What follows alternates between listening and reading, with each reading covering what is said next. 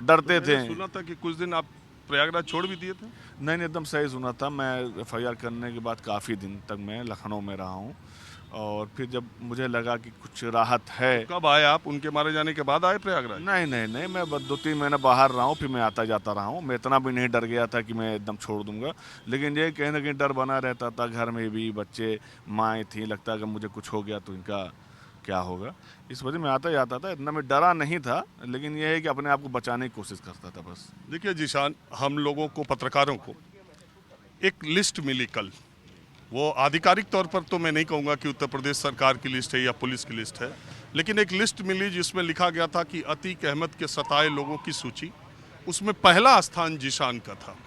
तो क्या सताए जाने वाले, क्योंकि देख जितने तरह की थ्योरी चल रही है, पहली बात मैं एक सवाल आपसे ये पूछना चाहूँगा कि ये जो अतीक और अशरफ मारे गए या मरवाए गए? देखिए सर, मैं इस पर कुछ नहीं कहना चाहता हूँ, क्योंकि ये बहुत बड़ा मसला है। ये आप हमसे पूछ रहे हैं, अब ये मारेंगे मरवाएंगे सर, ये तो प्रशासन ही बता पाएगा आपको, शासन प्रशासन। इस पर मैं सर कुछ नहीं कहना चाहता हूँ। नहीं, अरे घटना तो सब दुनिया देख रही है। जी जी, घटना तो सब देखिए, लेकिन अब ये है कि ये तो प्रशासन ही सर बता पाएगा ना कि क्या हुआ। जांचें हो रही हैं, एसआईटी की जांच भी गठित हो गई है, तो इसमें सर मैं कुछ कमेंट नहीं करना चाहता हूँ। अब ये है कि जो है सब कैमरे में देखा है, आप लोगों ने देखा, हमने देखा, आपके चैनल के माध्यम से भी देखा है, और इसमें मैं क्या बोल सकता हूँ, इसमें कुछ नहीं बोल सकता हूँ सर मैं, क्योंकि जो हुआ है वो सबके सामने सारी चीज़ें हैं। अच्छा, इसके बाद अशरफ अतीक की हत्या के बाद जीशान कुछ दिन तक गायब रहे और फिर आज प्रकट हो गए, इसमें कोई बात?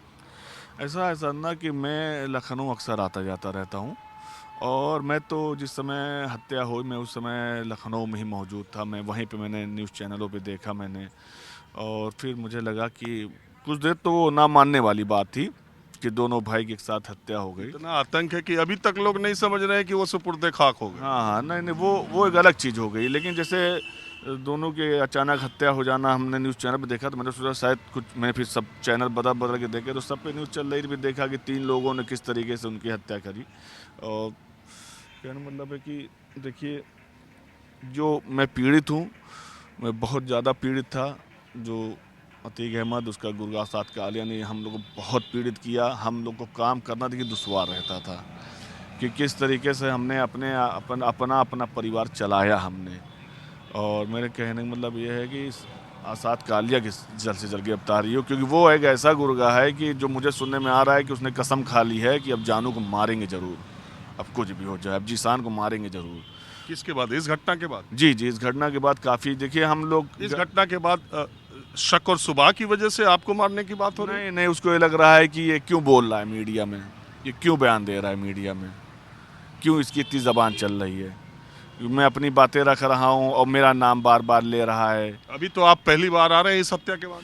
हाँ नहीं, इस हत्या के बाद हाँ पहली बार आया हूँ मैं आज। इस हत्या के बाद आप पहली बार न्यूज़ 24 पर हैं, तो मैं ये कह रहा हूँ कि ये जो है कहीं ऐसा तो नहीं है कि कुछ लोग ऐसा समझ रहे हैं कि जीशान पीड़ित था तो जीशान क्यों बोल रहा है, तो जीशान अब आगे क्या करेगा, ऐसा तो नहीं है?